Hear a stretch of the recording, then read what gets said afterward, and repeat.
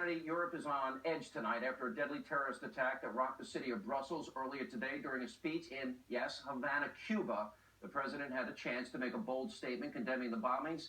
He only spent 51 seconds talking about that topic. After the speech, with the death toll number rising and the number of injured rising, instead of returning to Washington, the president decided to hang out with his communist dictator murdering friends, people like Raul Castro, and he found it appropriate to do the wave. While Europe is under attack by Muslim extremists, there's your president busy thinking that's appropriate. Joining us with reaction, former New York City Mayor Rudy Giuliani.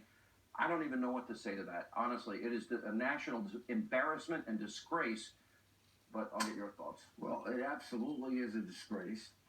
The reality is the President of the United States, the minute that happened, should have returned to Washington on Air Force One, gone into the Situation Room, and said to every one of his national security advisors, give me a plan by tomorrow morning how we wipe out ISIS. It doesn't have an in him. How we wipe them out. I asked Donald Trump this. How is he friends with all the wrong people? Makes deals with the Iranian mullahs. Makes deals with Mohammed Morsi. I also believe that his weakness, his 12 lines in the sand with Saudi Arabia and backing off, and then his willingness in Syria, right? His willingness to negotiate with a mass murderer, the Ayatollah.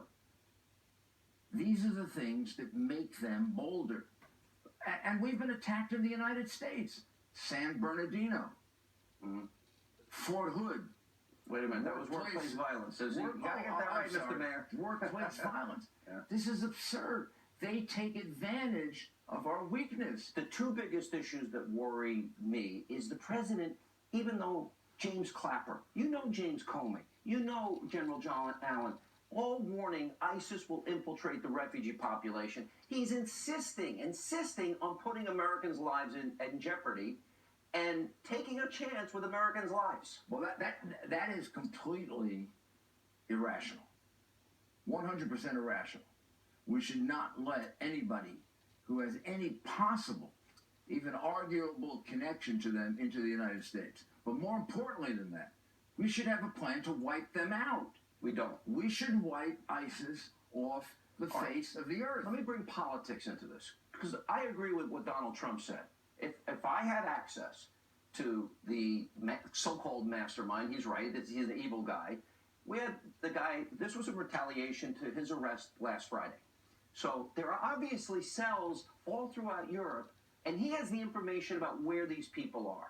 Hillary's saying, no, we can't interrogate him. We can't use enhanced interrogation. So people may die because we're too weak to interrogate him the right way. And this reluctance and resistance to even say radical Islamic terrorism, it's not funny anymore. Women and children and people are dying. Nearly 100 attacks worldwide since Obama has been president. Innocent people slaughtered in a NATO ally, Belgium, that we have an obligation under our treaty to defend. Does this become a pivotal moment in this campaign? When I ran for president in 2008, I was asked a question, if there was an attack like this, what would I do? And I said, what I would do is I'd call in the head of the CIA, and I'd have 10 pardons on my desk. And I would say, in 4 hours, you get me the information. I don't care what you have to do. And then you'll pardon. And I'll pardon. You just get me the information, and I will save innocent lives. I'm sorry. I will not let a terrorist murderer hold this information and not save innocent lives. Those that disagree with you, me, and Mr. Trump, I asked them this. I asked this question. Okay, let's say 3 guys come into your house and kidnap 2 children, and 2 of the guys get away in a van with your kids, and you tackle the 3rd one.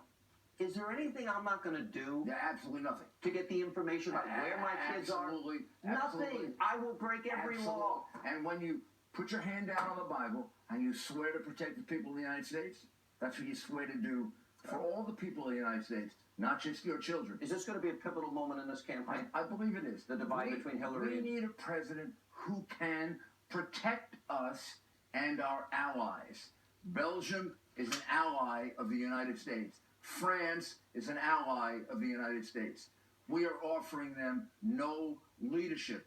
The president of France, a socialist, is stronger will than our talk president. about the war that the Islamic extremists are conducting against us, and our president is weaker than the president of France. I am embarrassed as an American. I share your embarrassment. Mr. Mayor, thanks for being Thank you. Appreciate it. So thoughts and prayers also go to those families. Now, coming up,